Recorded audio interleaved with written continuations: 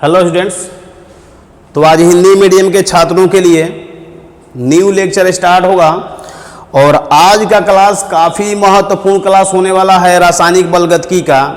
आज आपको बताएंगे अभिक्रिया का कोटि क्या होता है, अभिक्रिया का आणविकता क्या होता है। बहुत बार 12th के परीक्षा में पूछा गया है और आगे भी पूछेगा, इसमें दो राय नहीं है, पूछेगा ही है, समझ रहे ना।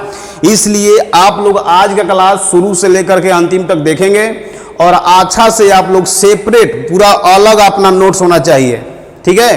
तो कॉपी और पेन लेकर के आराम से नोट्स बनाइए, रिवीजन करते रहिए, ठीक। चलिए आज हम आ रहे हैं अभिक्रिया के कोटि, यहां से क्लास स्टार्ट होगा। लेकिन ध्यान देना, ये क्लास पीछे वाले लेक्चर से, पीछे वाला जो आपको लेक्चर नंबर कितना था 2 या 3 होगा, तो उसी से संबंधित ये लेक्चर है। इसलिए आप लोग अच्छा से उस लेक्चर को देख लेंगे तो ही आप इस लेक्चर में आप आएंगे, ठीक है। जो बात है वो क्लियर बोल दे रहे हैं हम। तो आइए हम हेडिंग लिख रहे हैं अभिक्रिया की कोटि। काफी ही महत्वपूर्ण है, 12th के परीक्षा में हमेशा आया है और आगे भी आएगा। अभिक्रिया की कोटि, ऑर्डर ऑफ रिएक्शन, ठीक है। देखिए पहले आप समझ लेंगे कि ऑर्डर ऑफ रिएक्शन होता क्या है, ठीक है। देखो किसी भी अभिक्रिया के वेग समीकरण में, पिछले वाले क्लास में वेग समीकरण बता दिया गया है, बोलिएगा मत कि कैसे होता है वेग समीकरण। किसी भी अभिक्रिया के वेग समीकरण में सांद्रण पदों के घातों का योगफल अभिक्रिया की कोटि कहलाती है। नहीं समझ में आया? आइए देखिए, एक उदाहरण से आपको समझाने की कोशिश करेंगे। जैसे देखो, ये कोई अभिक्रिया है, ये P जो है वो उत्पाद है, अभिकर्मक एंड ये उत्पाद। पहले आप देखो, कह देगा आपसे कि इस अभिक्रिया का कोटि बताइए, तो बिना वेग समीकरण यानी कि दर समीकरण लिखे हुए आप इस अभिक्रिया का कोटि नहीं बता सकते हैं, ठीक है। तो पहला काम क्या करना है, अभिक्रिया का दर समीकरण यानी कि वेग समीकरण लिखना पड़ेगा। और ध्यान दीजिएगा एक छोटी सी बात कि वेग समीकरण यानी कि दर समीकरण जो है ना, वह प्रयोग के द्वारा निकाला जाता है। तो कहीं सर प्रयोग के द्वारा निकाला जाता है, फिर हम इसको कैसे निकालेंगे? क्या हम प्रयोग करना स्टार्ट कर देंगे? नहीं, वहीं तो बता रहे। देखो पर सुनो, किसी भी अभिक्रिया का दर समीकरण यानी कि वेग समीकरण प्रयोग के द्वारा निकाला जाता है। अगर प्रश्न में वेग समीकरण नहीं दिया है, समझ रहे हो मेरी बात है? नहीं दिया है तो आपको एक हम ट्रिक बता रहे हैं। देखिए कैसे आप इसका लिख सकते हैं वेग समीकरण। वेग समीकरण इक्वल टू आप लिखेंगे, पिछले क्लास में हो गया था, वेग R बराबर होता है K अभिकर्मक A का सांद्रता। ध्यान दीजिएगा, इसका गुणांक कितना है? कुछ नहीं है तो 1 है, तो इसको घात में दिया जाता है, तो 1 है तो नहीं लिखा जाता, पता नहीं था ना। फिर यहां देंगे B और B का गुणांक कितना है? 2 है, तो यहां पर घात 2 देंगे, समझे। ऐसे वेग समीकरण जो है वह प्रयोग के द्वारा निकाला जाता है। अगर प्रश्न में नहीं दिया है वेग समीकरण तो कृपया आप इस मेथड से निकालेंगे, मैक्सिमम चांस रहता है कि यह सही होता है, ना समझा। और कहीं कहीं गलत भी होता है, इसीलिए तो बोल रहे हैं कि प्रयोग के द्वारा निकाला जाता है। तो मान लो कि दिया ही नहीं है, नहीं दिया है प्रश्न में, तो क्या करेंगे? अपने मन से लिखो। तो अपने मन से लिखने का तरीका यही है, वेग बराबर K बता दिया गया था, ये वेग नियतांक होता है ये, या दर नियतांक K। A का सांद्रता, इसका जो यहां पर गुणांक रहता है उसको घात में लिखा जाता है, तो कुछ नहीं है तो यहां पर एक है। B का देंगे, इसका गुणांक 2 है तो यहां पर 2 देते हो, समझे। फिर से परिभाषा सुन लो अभिक्रिया कोटि का। किसी भी अभिक्रिया में दर समीकरण में सांद्रण पदों के घातों का योगफल, बताओ इसका सांद्रण, इसका घात कितना है? 1 है, इसका घात कितना है? 2 है, तो दोनों का योगफल कितना हो जाएगा? 1 और 2 कितना? 3। तो कहेंगे इस अभिक्रिया का कोटि 3 है। बात समझ में आ रही है? तो पल लिखो, उसके बाद हम फिर समझा रहे हैं। चलो यहां स्टार्ट हो जाओ। लिखेंगे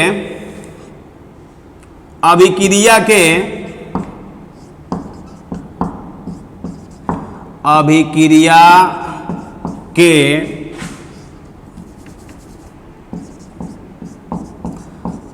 दर समीकरण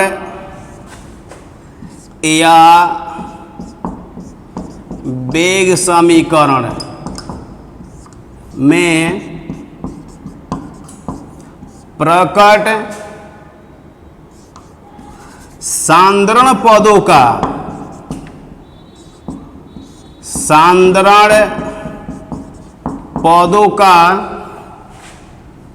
सांद्रण पदों की कहिएगा, सांद्रण पदों की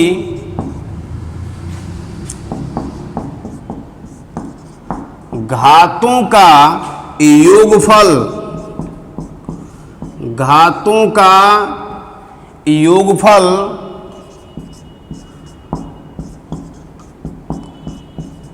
अभिक्रिया की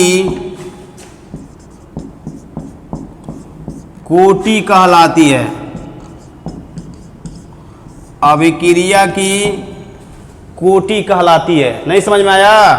कह रहा है कि अभिक्रिया के दर समीकरण यानी कि वेग समीकरण में प्रकट सांद्रण पदों की घातों का योगफल अभिक्रिया की कोटि कहलाती है। ये अभिक्रिया हो गया, इसका ये हो गया वेग समीकरण।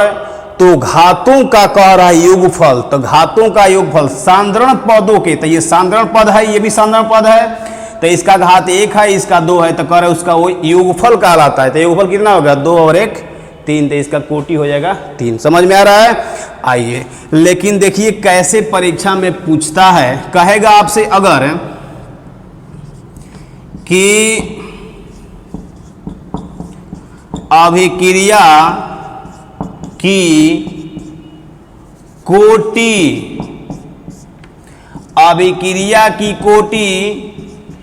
ए के संदर्भ में, तो जब पूछेगा आपसे कि अभिक्रिया की कोटि ए के संदर्भ में बताओ, तो ए के संदर्भ में देखो, इसका बोलो घात कितना है, यहां कुछ नहीं है तो 1 है, तो कहना कि ए के संदर्भ में अभिक्रिया का कोटि जो है वह 1 है। आ रहा समझ में? अगर आपसे कह दिया जाए कि इस अभिक्रिया का कोटि बताइए बी के संदर्भ में, तो बी के संदर्भ में कोटि कितना है? 2 है। आ रहा समझ में? कुछ है, बस अच्छा है जी। अभिक्रिया की कोटि बी के संदर्भ में, तो कहना कि 2 है। अब देखो आपसे कहेगा संपूर्ण अभिक्रिया की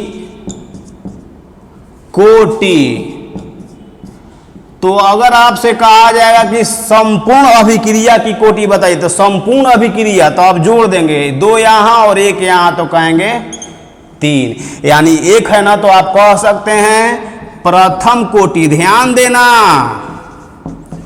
प्रथम कोटि, और यहां 2 है तो इसको क्या बोलेंगे? द्वितीय कोटि, यानी कि बी के संदर्भ में यह अभिक्रिया द्वितीय कोटि है, ए के संदर्भ में अभिक्रिया प्रथम कोटि है, 1 है ना, और ओवरऑल पूरे संपूर्ण अभिक्रिया कितना है? तो तृतीय कोटि की है। आ रहा है समझ में? कुछ है, तो ये द्वितीय कोटि है। समझते रहिएगा, नहीं तो बाउंस करेगा। ये तृतीय कोटि है, तृतीय कोटि। क्या क्लियर है? चलिए, तो इतना आप लोग समझ गए। आइए अब अगले पॉइंट में लिखेंगे, जो आपको समझा दिए हैं उसी को हम लिखवाएंगे। पहला पॉइंट आपको बताएंगे कि किसी भी अभिक्रिया का जो वेग समीकरण लिख रहे हैं, जो दर समीकरण लिख रहे हैं, वह क्या होता है? प्रयोग के द्वारा लिखा जाता है। ठीक है। दूसरा नंबर में आपको बताएंगे कि किसी भी अभिक्रिया का कोटि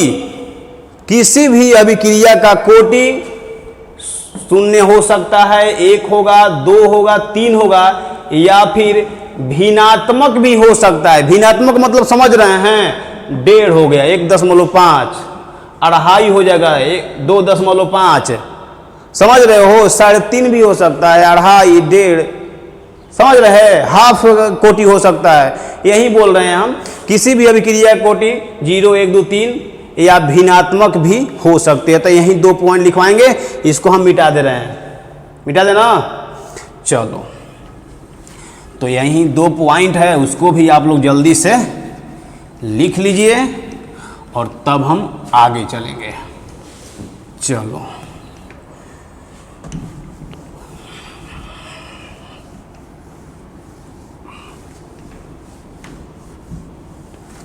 लिखिए तो यहां पर दर समीकरण, दर समीकरण एवं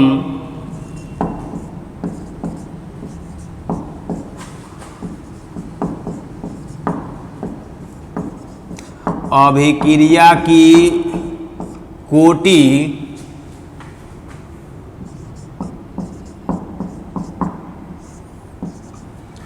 प्रयोग के द्वारा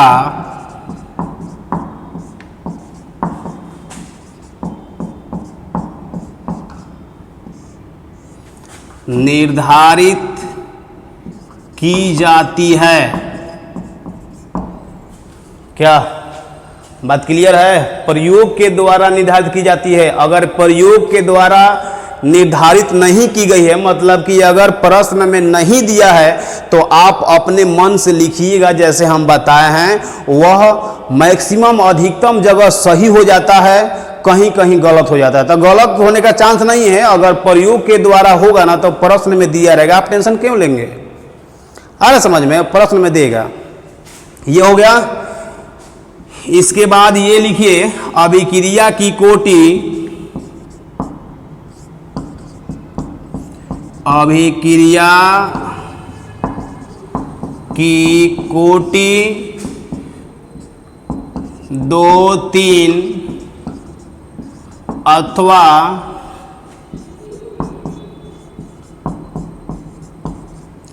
भिन्नात्मक हो सकती है। ठीक है? क्या मेरी बात आप लोगों को समझ में आ रही है? क्लियर है ये ना? तो ये सारा पॉइंट आप लोग माइंड में सेट कर लीजिएगा। क्लियर? अब आ रहे हैं हम अगले टॉपिक में, अभिक्रिया की कोटि के बारे में जानकारी खत्म। ठीक, चलिए अब आ रहे हैं हम अपने अगले टॉपिक में, और अगला टॉपिक है प्राथमिक अभिक्रिया एवं जटिल अभिक्रिया। तो अगला हेडिंग आप लोग लिखिए मेरे साथ, और अच्छा से आप लोग माइंड में सेट करते चलिए सब कुछ। प्राथमिक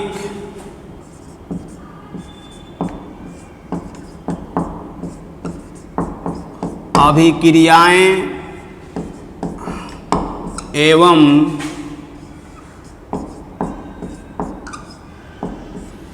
जटिल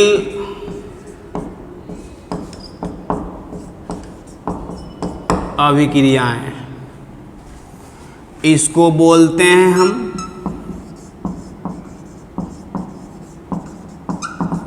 elementary reaction and complex reaction. ठीक है?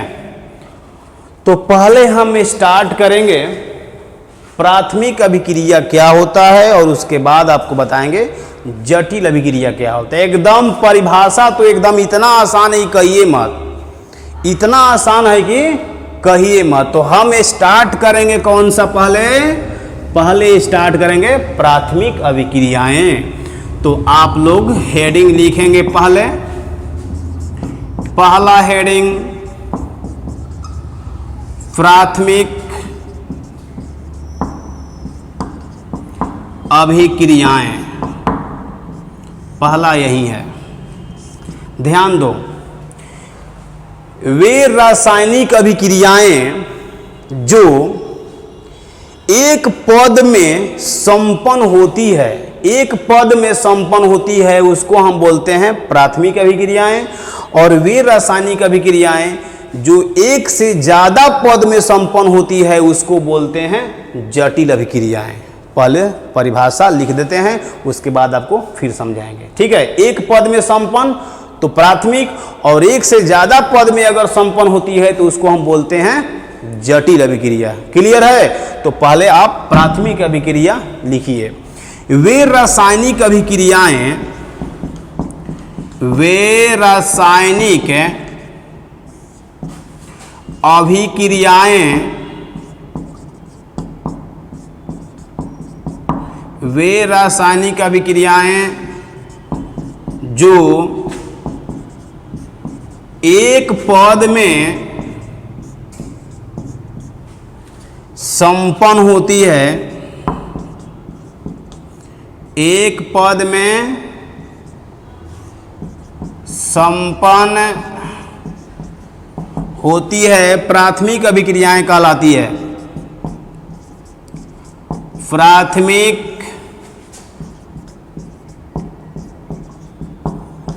अभिक्रियाएं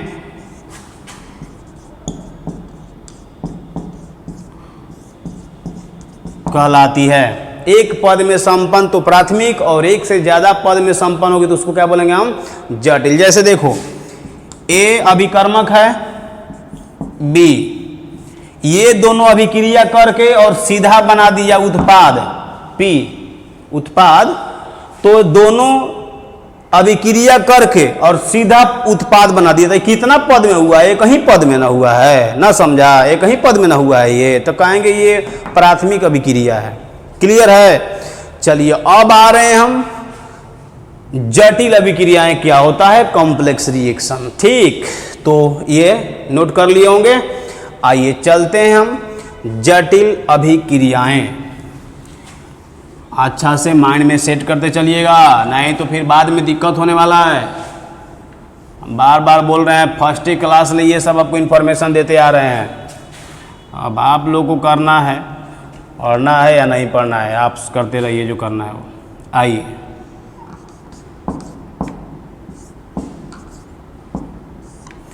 जटिल अभिक्रियाएं लिखेंगे आप। वे रासायनिक अभिक्रियाएं जो एक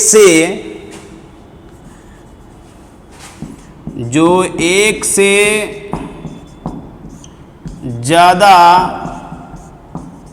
पदों में संपन्न होती है, जटिल अभिक्रियाएं कहलाती है। क्या कहलाती है? जटिल अभिक्रियाएं। जैसे देखिए, मेरे उदाहरण पर समझिएगा। ए पहले किस में बदला? बी में। फिर बी किस में बदल गया? सी में। सी किस में बदला?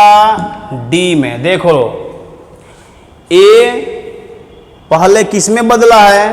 तो बी में बदला है। फिर बी सी में, फिर सी डी में। तो हम कह सकते हैं कि इस अभिक्रिया में यही हुआ है कि ए डी में चेंज हुआ है, ए डी में चेंज हुआ है। लेकिन ध्यान दीजिएगा कि ए डी में चेंज तो हुआ है, लेकिन डायरेक्ट नहीं चेंज हुआ है। 3 पद के बाद 3 स्टेप में, देखिए, एक स्टेप, 2 स्टेप, तीसरा स्टेप में ए जो है वो डी में बदला है ना। तो आपसे अगर कह दिया जाएगा कि बताइए ए से डी जो बना हुआ है वह कौन सा अभिक्रिया है, तो कहना कि जटिल अभिक्रिया है, क्योंकि यह एक पद में नहीं हुआ है। पहले ए बी में बना है, फिर बी सी में बना है, सी डी में बना है। मतलब कि फाइनली यही हुआ है इस अभिक्रिया में कि ए डी तो बना ही है, लेकिन 3 पद में। तो हम कहेंगे कि ए से डी में जो अभिक्रिया हुआ है यह जटिल अभिक्रिया है, क्योंकि यह 3 पदों में हुआ है, एक से ज्यादा पदों में संपन्न हुआ है। तो हम कह सकते हैं यह कैसा अभिक्रिया है, तो जटिल अभिक्रिया है। माइंड में सब सेट करते चलो, नहीं तो फिर दिक्कत होगा। जटिल अभिक्रिया है ये, समझे? हाँ, आप सोचते हो कि सर तब ये तो सही है, लेकिन ए से बी में कन्वर्ट हुआ, ये है, ये प्राथमिक है। देखो जी, सब माइंड में सेट करेंगे आपको। ये क्या है, तो इसमें दो राय नहीं है, ये प्राथमिक अभिक्रिया है। बी सी में बदला है, यह भी प्राथमिक अभिक्रिया है। सी डी में बना है, यह भी प्राथमिक अभिक्रिया है। लेकिन ए डी में बदला है, यह प्राथमिक नहीं है, ये जटिल अभिक्रिया है। समझ में आ रहा है? एक पद में होगा तो प्राथमिक, एक से ज्यादा पद में होगा तो जटिल अभिक्रिया। जैसे देखो, आप लोग मान लीजिए कि दो लोग हैं, बाइक पर कहीं जा रहे हैं, तो बाइक पर लोग कैसे ऐसे ऐसे चलाते हैं ना, ऐसे ऐसे घुमा कर चलाते हैं। तो बाइक पर दो लोग हैं, जा रहे हैं कहीं, समझे, और यहीं आप आदत पकड़े हुए चलाने वाला बाइक। तब तक क्या हुआ कि ट्रक के नीचे चले गए। तो जब ट्रक के नीचे चले गए तो ट्रक और बाइक आपका क्या हो गया, अभिकर्मक हो गया। ट्रक और बाइक अभिकर्मक, तो दो अभिकर्मक के बीच में ऐसे टक्कर हुआ, और बाइक पर जो लोग बैठे थे अगर उत्पाद बन गए, उत्पाद मतलब भगवान के प्यारे हो गए, टक्कर हुआ, ऊपर चले गए, तो हम कहेंगे कि वो अभिक्रिया कैसा है, प्राथमिक अभिक्रिया है। अगर एक ही पद में चले गए ऊपर तो। लेकिन मान लो कि टक्कर हुआ, अभी हाथ पर सब पटक रहा है, तो अगल बगल के लोग क्या कहेंगे, उसको टांग करके हॉस्पिटल में ले जाएंगे, उठा करके। नहीं, तो उसको उठा करके कहाँ ले जाएंगे, हॉस्पिटल में ले जाएंगे। तो हॉस्पिटल में ले जाने के बाद बेचारा दवा होते रहा, दवा चढ़ाया गया, ये इंजेक्शन दिया गया, बेचारा 5-6 दिन तक रहा वहाँ पर। फिर छठा दिन जो है ऊपर चले गए। तो क्या वहाँ पर टक्कर होते होते ऊपर चला गया था? नहीं ना। तो ऐसे अभिक्रिया, ये भी उत्पाद बना है, लेकिन कितना, 2 पद में। पहले टक्कर हुआ, उसको ले जाकर के हॉस्पिटल में ले जाकर वहाँ 5-6 दिन तक रहा, तब न उत्पाद बना हो। तो इस अभिक्रिया को हम बोलेंगे जटिल अभिक्रिया है। तो एक पद में होगा तो प्राथमिक, और एक से ज्यादा पद में होगा तो जटिल अभिक्रिया। क्या मेरी बात को समझ में आ रही है? कुछ कुछ क्लियर है? चलिए इसको नोट कर लीजिएगा। अब हम आ रहे हैं अगले टॉपिक में, ठीक है? चलिए सब कुछ माइंड में सेट करते चलिए। बहुत अच्छा से पढ़ा रहे हैं, अब फिर भी समझ में नहीं आ रहा तो इसमें मेरा दोष नहीं है, आपका दोष है। इसका मतलब कि आपको ना पढ़ने में मन लग रहा है, ना कुछ करने में मन लग रहा है। आराम से केवल खाना खाकर सोते रहिए, कुछ काम नहीं है तो। मेरा जो काम वो करेंगे। चलिए अगला टॉपिक, वह भी काफी महत्वपूर्ण, अभिक्रिया की आणविकता क्या होता है। काफी ही महत्वपूर्ण टॉपिक यह भी है। अभिक्रिया की देखिए, अभी तक क्या ज्यादा कुछ नहीं हुआ। अभिक्रिया की कोटि हुआ है, प्राथमिक अभिक्रिया, जटिल अभिक्रिया, ठीक। अब आएंगे हम अभिक्रिया की आणविकता, काफी ही महत्वपूर्ण क्लास। अभिक्रिया की आणविकता,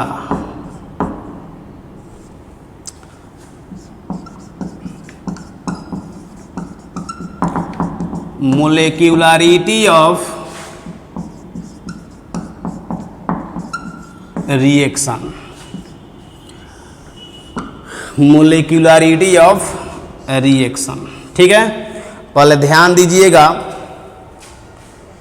किसी भी प्राथमिक अभिक्रिया में, किस अभिक्रिया में, प्राथमिक अभिक्रिया में, ध्यान देना, आपको लिखवाएंगे कि अभिक्रिया की जो आणविकता है यह सिर्फ प्राथमिक अभिक्रिया के लिए होता है, जटिल अभिक्रिया के लिए नहीं होता। इसीलिए हम परिभाषा लिखवा रहे हैं।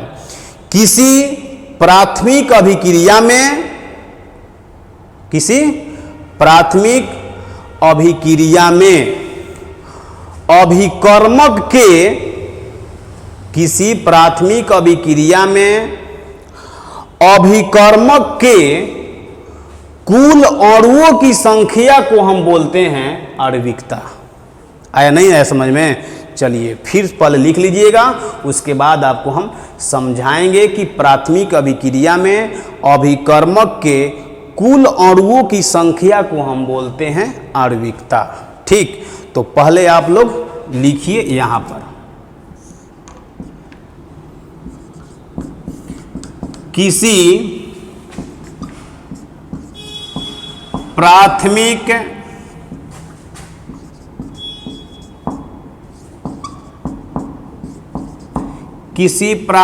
अभिक्रिया में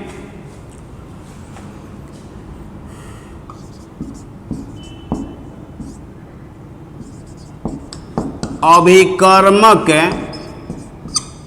किसी प्राथमिक अभिक्रिया में अभिकर्मक के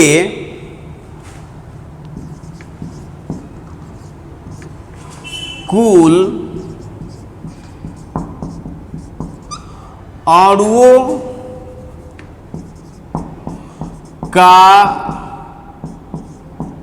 का योगफल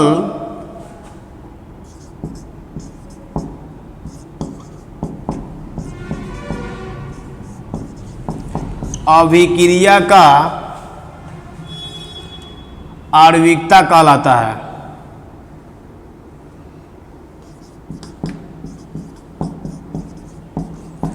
आणविकता कहलाता है।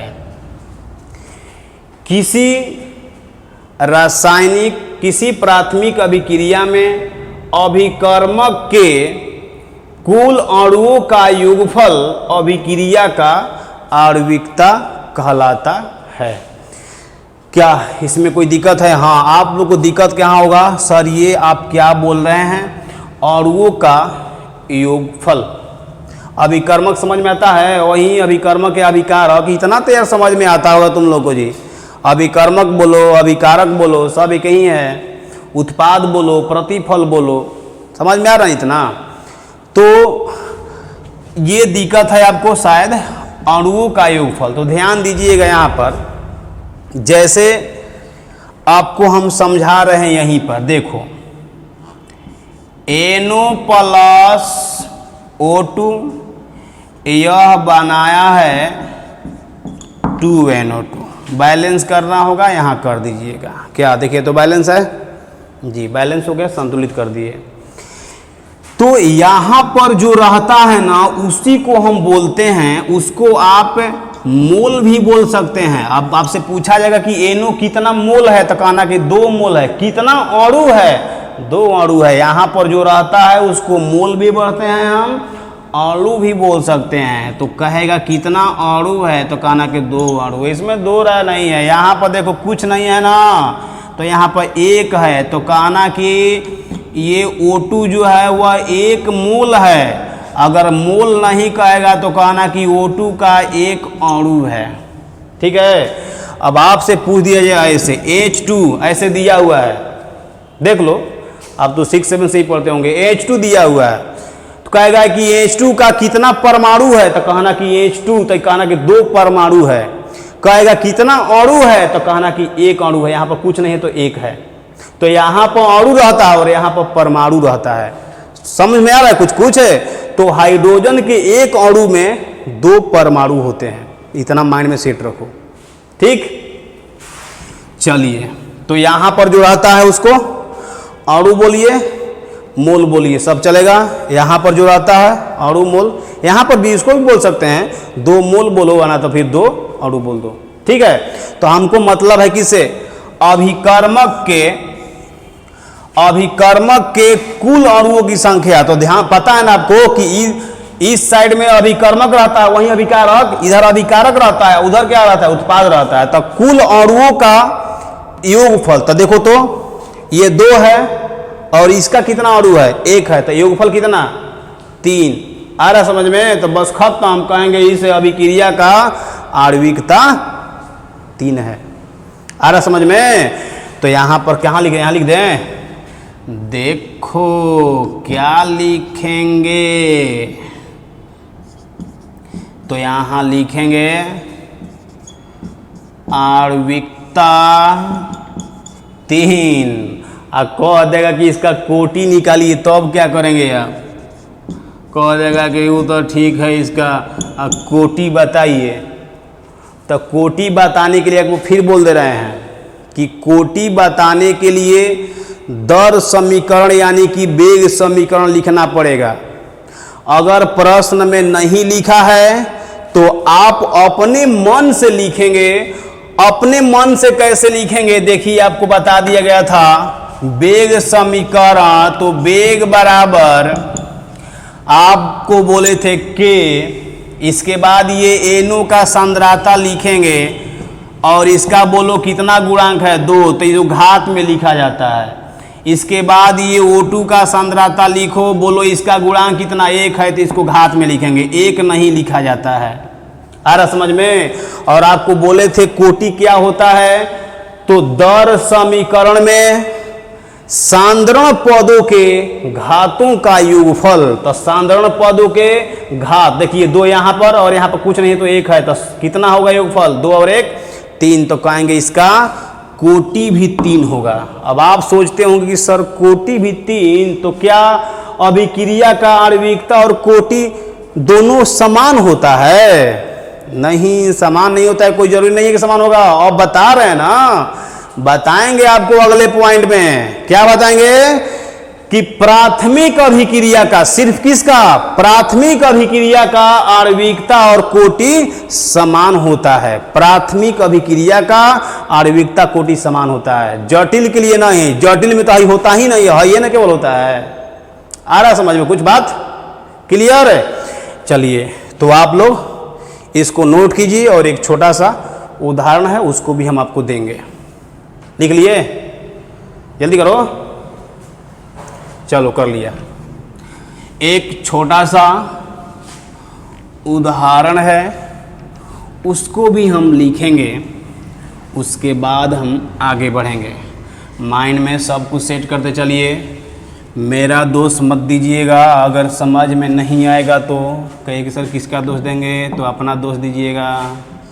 आइए, NH4NO2, अगर आप इसको तोड़ेंगे तो यह टूटता है N2 और 2H2O में। कहेगा इस अभिक्रिया का आणविकता बताइए और कोटि बताइए।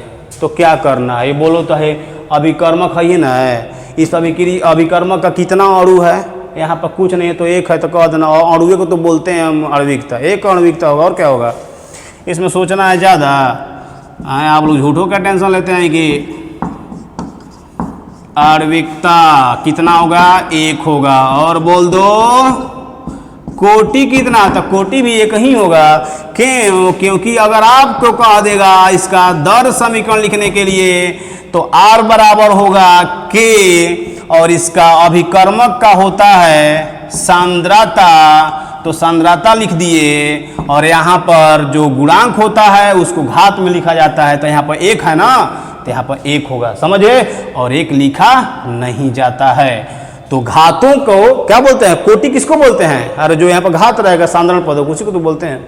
बस खत्म, 1 होगा। क्लियर है? आ रहा समझ में? कुछ है? उड़ गया?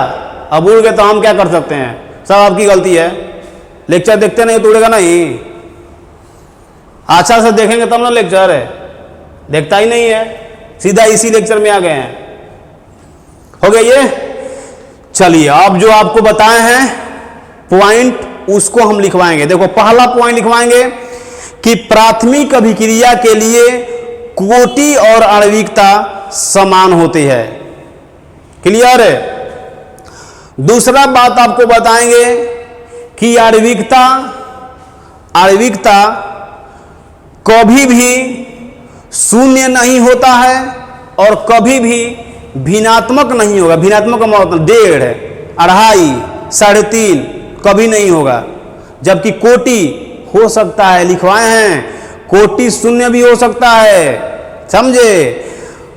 1, 2, 3, 2.5, 1.5 ये सब कोटि हो सकता है, आणविकता नहीं होगा। आणविकता हमेशा पूर्ण संख्या होगा, 1, 2, 3, 4, 5, 6, 7, समझे?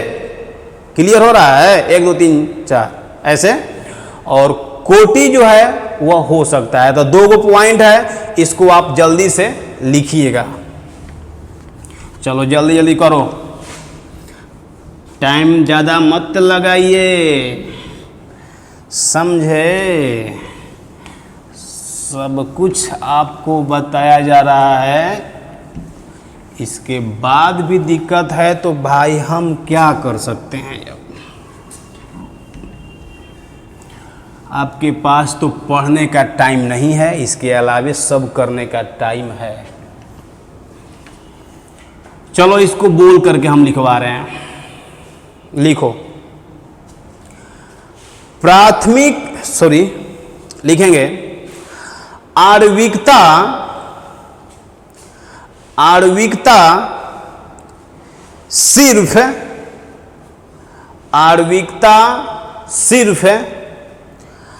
प्राथमिक अभिक्रिया का ही आणविकता सिर्फ प्राथमिक अभिक्रिया का ही निकाल सकते हैं। क्लियर हो गया। दूसरा पॉइंट, आणविकता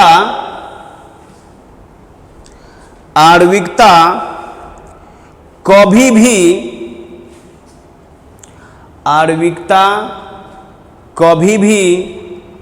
शून्य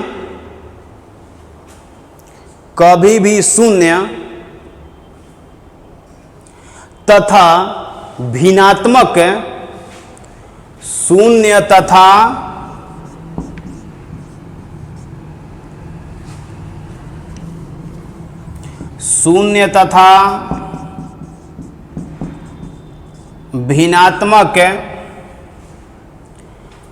नहीं हो सकती है। शून्य तथा भिन्नात्मक नहीं हो सकती है। हो गया। और अंतिम बार है, यह अंतिम पॉइंट है। प्राथमिक अभिक्रिया के लिए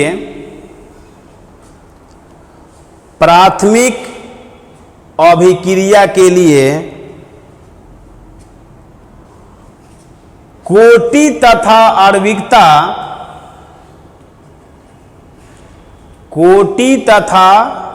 आणविकता समान होती है। कोटि तथा आणविकता समान होती है। क्लियर है?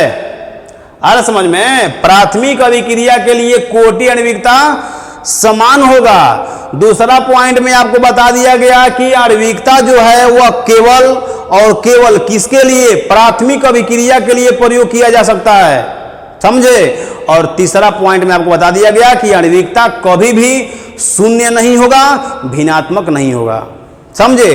देखिए 12th के परीक्षा में कभी कभी आ सकता है कि कोटि और आणविकता में अंतर बताइए, तो अंतर आपको बता दिया गया। कोटि शून्य और भिन्नात्मक हो सकता है, लेकिन आणविकता शून्य भिन्नात्मक नहीं हो सकता है। आ रहा समझ में? दूसरा आप दीजिएगा, दोनों में अंतर पूछेगा तो इसका परिभाषा लिख दो, आणविकता का परिभाषा, और कोटि का परिभाषा लिख दो। आ रहा समझ में? तो ये होता है। तो बाकी आप लोग को पता होगा ही, आप लोग अंतर लिख दीजिएगा। चलिए अब हम आ रहे हैं अपने अगले टॉपिक की ओर और आते हैं हम यहाँ पर। देखिए यह भी कहीं कहीं पूछ देता है। छद्म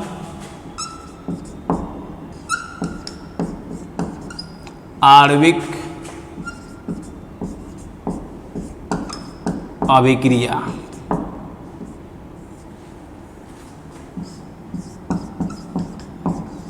pseudo molecular reaction. Pseudo molecular reaction. देखो अभी तुमको क्या बताया गया कि प्राथमिक अभिक्रिया के लिए कोटि और आणविकता क्या होता है? समान होता है। लेकिन यहां ध्यान देना, छद्म आणविक अभिक्रिया, छद्म मतलब होता है फॉल्स, गलत। समझे? वैसी प्राथमिक अभिक्रियाएं, सुनते रहना, ध्यान देना, वैसी प्राथमिक अभिक्रियाएं जिसका आणविकता और कोटि बराबर नहीं हो उसको हम बोलते हैं छदम आणविक अभिक्रिया। कहे सर आप तो बोले थे कि बराबर होती है। हाँ तो अब बोल रहे हैं ना, तो उसी का तो नाम ये दे दिया।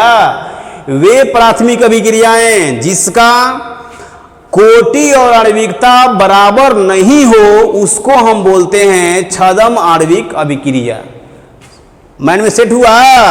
सेट हुआ तो जल्दी से लिखिए। सेट हो गया तो क्या कीजिए, जल्दी से लिखिए। लिखिए तो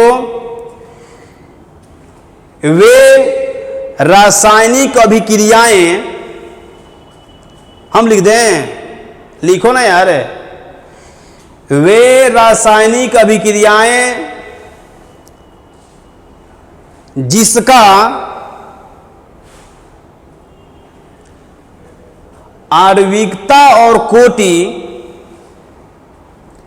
जिसका आणविकता और कोटि बराबर नहीं हो, बराबर नहीं हो, छदम आणविक अभिक्रिया कहलाती है। छदम आणविक अभिक्रिया कहलाती है। क्या सेट हुआ माइंड में? क्लियर है? आइए अब इसी का एक टाइप है, इसी का एक प्रकार है, वो प्रकार आप लोग देखिए। ये तो समझ गए कि वे प्राथमिक अभिक्रिया ही है, लेकिन उसका क्या होगा, तो उसका कोटि और आणविकता बराबर नहीं होगा। समझे? उसको हम बोलते हैं छदम आणविक अभिक्रिया। कोई दिक्कत नहीं है। आइए चलते हैं, इसी का एक प्रकार है, काफ़ी महत्वपूर्ण है। आइए देखते हैं उसको। अब अच्छा से माइंड में सब सेट करते चलिए। अगर इसके बाद भी आपको दिक्कत हो रहा है, इसका मतलब कि आप पढ़ाई लिखाई नहीं कर रहे हैं। आइए यहाँ पर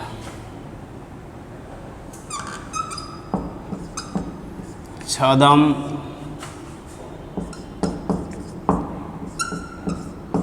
एकाणुक अभिक्रिया, कुछ लोग इसको बोलते हैं छदम प्रथम कोटि अभिक्रिया। ठीक है, इसको आप लिखेंगे स्यूडो यूनिमोलेक्यूलर रिएक्शन, या इसको क्या बोलेंगे, pseudo first order reaction. Clear है? देखो ये तो आप कंफर्म है कि स्यूडो अभिक्रिया क्या होता है, तो वे प्राथमिक अभिक्रिया हैं जिसका कोटि आणविकता बराबर नहीं हो। यहाँ पर देखो स्यूडो एकाणुक अभिक्रिया या क्या लिखा हुआ है, छदम प्रथम कोटि अभिक्रिया। वे प्राथमिक अभिक्रियाएं, सुनते ना ध्यान से, वे प्राथमिक अभिक्रियाएं जिसका कोटि एक हो लेकिन आणविकता एक से ज़्यादा हो उसको बोलते हैं छदम एकाणुक अभिक्रिया। कोटि एक लेकिन आणविकता एक से ज़्यादा, उसको क्या बोलेंगे हम, छदम एकाणुक अभिक्रिया बोलेंगे। आया? नहीं आ गया? ठीक है, लिखो तो वे प्राथमिक अभिक्रियाएं जिसका कोटि एक हो, जिसका कोटि एक हो लेकिन आणविकता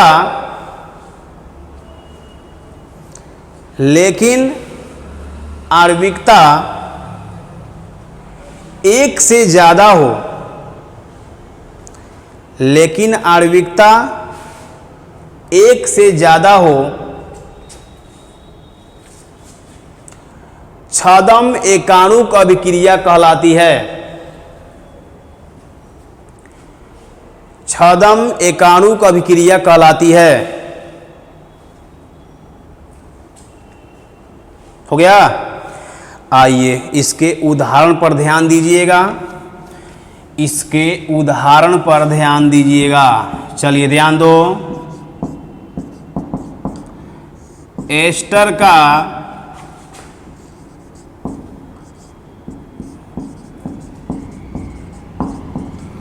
जल अपघटन। जल अपघटन मतलब समझ रहे हो, ईस्टर का अभिक्रिया करना है जल के साथ। ईस्टर का जल अपघटन, तो एस्टर का अभिक्रिया जल के साथ। ईस्टर पढ़ा है, अल्कोहल एस्टर नहीं पढ़े हैं। एस्टर का क्रियाशील समूह होता है COOR, ये अल्कोहल का क्रियाशील समूह होता है OH, बुझा रहा है कुछ। एल्डिहाइड का होता है CHO क्रियाशील समूह, तो यही होता है एस्टर का क्रियाशील COOR। ठीक, तो आइए एस्टर का जल अपघटन कराएंगे। CH3 COO C2H5, देखिए COO और R मतलब एल्काइल ग्रुप है, एल्काइल समूह, तो ये हो गया COO और ये हो गया एल्काइल समूह। ठीक है, तो COOR इसमें है क्रियाशील समूह, इसका मतलब ये एस्टर है। इसका अभिक्रिया कराएंगे जल के साथ, समझे, ध्यान दे रहना। जल के साथ कराएंगे तो यह बनेगा CH3 COOH और प्लस क्या बनेगा C2H5OH बनेगा। क्लियर है। अब कहेगा आपसे कि इस अभिक्रिया का कोटि और आणविकता बताइए, तो कहेंगे सर आणविकता तो आप बोले हैं कि अणुओं की संख्या को, तो एक यहाँ पर और एक यहाँ पर, तो कितना हो गया 2। तो जी आणविकता तो आपका सही है, बिल्कुल सही आप बोल रहे हैं। आणविकता जो आप बोल रहे हैं ना, वह गलत नहीं, आप बिल्कुल सही बोल रहे हैं, 2 ही होगा। आप बोलेंगे अब कोटि बताइए। कोटि तो आप कहेंगे सर कोटि तो आप ही तो बोले हैं कि आणविकता और कोटि बराबर होता है, तो कोटि भी 2 लिख दीजिए। जहां 2 लिखे गलत, समझे, वहीं तुमको तो बोल रहे हैं हम। कोटि अगर आप 2 लिख दिए तो गलत होगा, कहेंगे। तो कोटि बताने के लिए क्या करेंगे, पहले क्या करेंगे, वेग समीकरण लिखेंगे। देखो वेग समीकरण, ध्यान देते रहना। वेग समीकरण तो कहेंगे कि वेग समीकरण ये बराबर होता है R बराबर K, और आप तो बोले हैं कि सांद्रता लिखेंगे COO, सांद्रता। इसका जो गुणांक होता है वो उसको घात में लिखा जाता है, तो 1 है तो यहाँ पर 1 है, और फिर आप कहेंगे कि H2O लिखेंगे जल, इसका घात लिखेंगे सांद्रता, और यहाँ पर 1 है तो यहाँ 1 लिखेंगे। तो आप कोटि किसको कहा जाता है, तो घातों का योग। तो घातों का योग करो, 1 यहाँ और 1 यहाँ, कितना 1 और 1 2, 2 बोलेंगे तो गलत हो जाएगा। ठीक सर, ये कैसा, आप ही तो बोल रहे हैं सब कुछ, गलत कैसे हो जाएगा, हो जाएगा। ध्यान देना यहाँ पर एक छोटी सी बात ध्यान दो।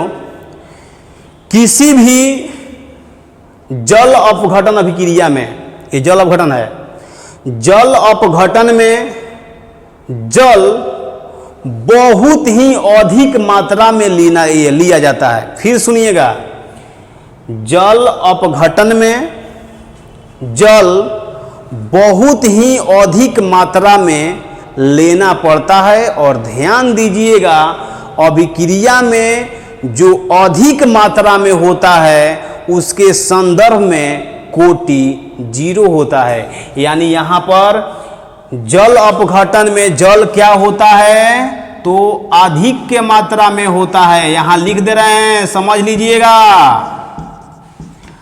अधिक के मात्रा मतलब अधिक मात्रा में, और अधिक मात्रा में जो होता है उसके संदर्भ में कोटि 0 होगा, उसके संदर्भ में कोटि 0। और बताइए, किसी भी संख्या का अगर घात 0 होगा तो उसका मान कितना होता है, 1 होता है। 1 होता है तो खत्म करो, ये जल का घात 0 खत्म। तो उस केस में क्या होगा, R बराबर K CH3COO C2H5 का सांद्रता। बस ये आपका सही हुआ। वेग समीकरण अगर आप ये लिख देते हैं, ऐसे ये लिख देते हैं तो गलत हो जाएगा। आप ऐसे लिखो या फिर ऐसे लिखो, समझे। अधिक मात्रा में जो लिया जाता है उसके संदर्भ में कोटि 0 होता है, तो यहाँ पर 0 कर दो, तो अब सम करो तो कितना आएगा, 1 यहाँ पर 0 तो कितना 1, तो इसका कोटि कितना है, 1 है। इस अभिक्रिया का कोटि 1 है। आया समझ में। तो इसका आणविकता 2 कोटि 1, तो वैसे अभिक्रिया को हम क्या बोलेंगे, छदम एकाणुक अभिक्रिया या छदम प्रथम कोटि अभिक्रिया। क्लियर है। ये काफ़ी महत्वपूर्ण इसका उदाहरण है, माइंड में सेट रखिएगा, बहुत बार परीक्षा में पूछा गया, आगे भी पूछेगा। ठीक है, तो इसको नोट कीजिए। हम आ रहे हैं अगले टॉपिक में। आइए जटिल अभिक्रिया। अब आएंगे हम, ये लास्ट है, बस थोड़ा सा टाइम लगेगा आपको। जटिल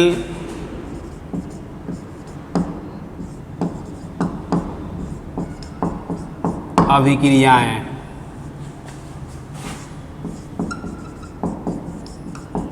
कॉम्प्लेक्स रिएक्शन। देखो जटिल अभिक्रियाएं यानी कि कॉम्प्लेक्स रिएक्शन में आपको पहले बता दिया गया, पीछे में फिर बता रहे हैं कि जटिल अभिक्रियाएं जो है वह प्राथमिक अभिक्रियाओं के योग से बनता है। ठीक है, तो पहला पॉइंट आपको यहीं बताएंगे। ऐसे तो परिभाषा लिखवा दिए हैं कि वे अभिक्रियाएं जो एक से ज़्यादा पद में संपन्न होती है उसको हम बोलते हैं जटिल अभिक्रिया, बता दिए हैं। यहाँ पर हम स्टार्ट करेंगे, लिखेंगे आप वे अभिक्रियाएं या वे अभिक्रिया लिखिए, वे अभिक्रिया जो प्राथमिक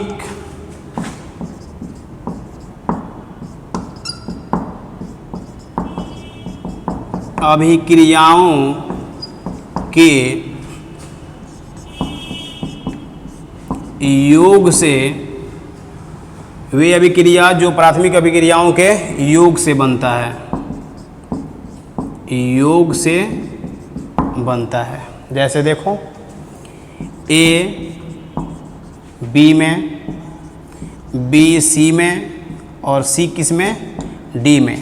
तो अगर आपसे पूछा जाए कि ये जो है वो डी में बदला है तो ये कौन सा अभिक्रिया है, तो ये जटिल अभिक्रिया है। सब हो गया है पीछे में। यह कैसा अभिक्रिया है, तो जटिल अभिक्रिया है, क्योंकि ए से जो डी में कन्वर्ट हुआ है ये डायरेक्ट नहीं हुआ है बल्कि इनडायरेक्ट हुआ है। पहले ए बी में गया, फिर बी सी में गया, सी डी में गया, तो अंतिम में इसमें यही हुआ है कि ए डी में हुआ है, लेकिन कितना, 1 2 3 पद में हुआ है ना, तो इसको हम बोलेंगे ए से डी में जटिल अभिक्रिया है। समझे। और ये सब क्या है, तो ये सब प्राथमिक अभिक्रिया है। ये पीछे में सब हो गया है, फिर कुछ कुछ बता देते हैं। ये प्राथमिक अभिक्रिया होता है, समझे। यह भी प्राथमिक है, यह भी प्राथमिक है, माइंड में सेट रखो। तो क्या कर रहा है कि वे अभिक्रिया जो प्राथमिक अभिक्रियाओं के योग से बनता है। देखिए प्राथमिक अभिक्रियाओं के योग से बनते हैं। ये तीनों को जोड़ो तो प्राथमिक अभिक्रिया, प्राथमिक प्राथमिक जोड़ो।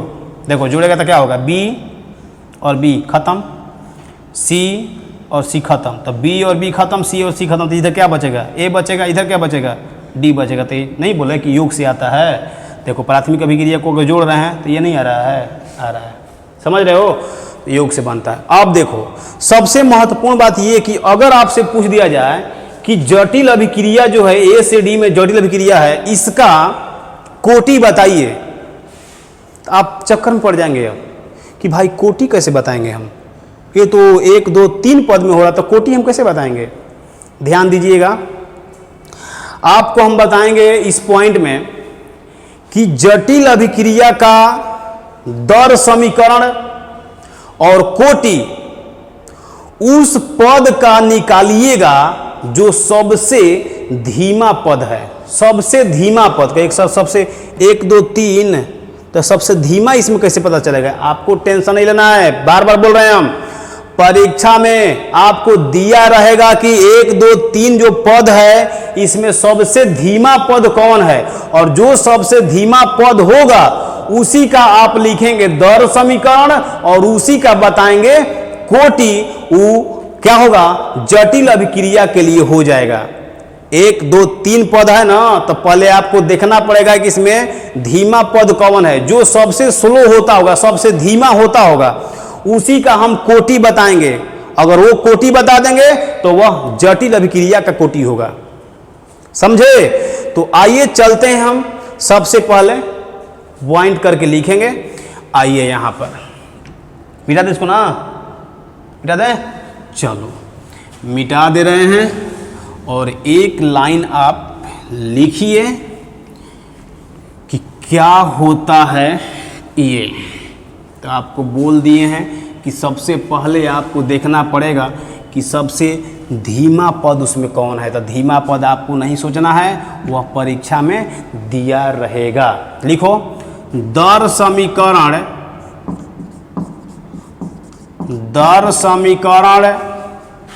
तथा अभिक्रिया का कोटि, अभिक्रिया का कोटि,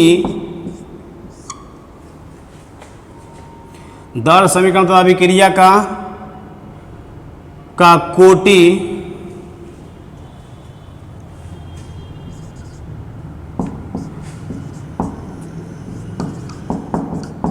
निर्धारण, अभिक्रिया के कर दीजिए, दर समीकरण तथा अभिक्रिया के कोटि का निर्धारण सबसे धीमा पद के द्वारा ही किया जाता है।